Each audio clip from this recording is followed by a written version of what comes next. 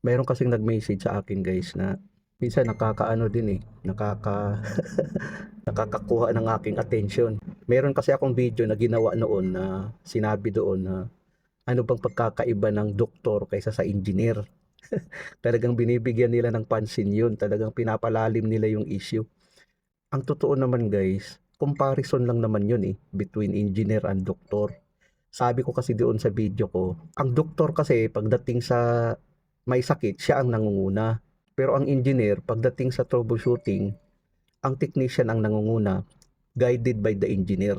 Yun ang totoo doon Kumbaga, magbibigay ng instruction ng engineer, gagawin ng mga technician. Yan naman ang talagang totoo. Kasi, ang engineer nga ang nagbibigay ng instruction na ganito gawin sa mga technician. Sa doktor kasi, nagbibigay siya ng instruction sa mga nurse, pero ang doktor ang gagawa. Wala namang mali doon. Minamali lang nila Pinapalabas kasi nila na mas mabuti ang technician kaysa engineer. Hindi naman ganun ang pagkasabi ko.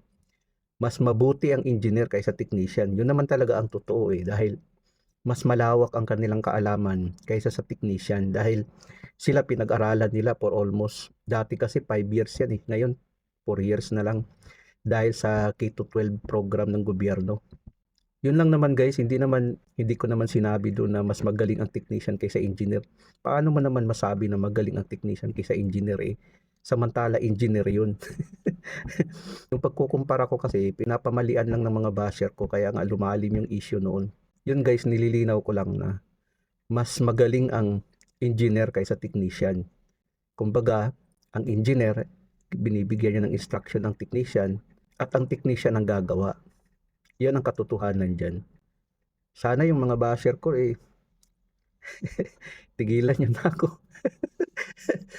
Ngayon kasi hindi ako masyado nag-upload ng video dahil nag-focus kasi ako sa sa pag-study. Sana pala rin makapasa sa RMA ngayong Mayo 28 hanggang 30 kasi ang exam dito sa Middle East. Maraming salamat sa inyo guys.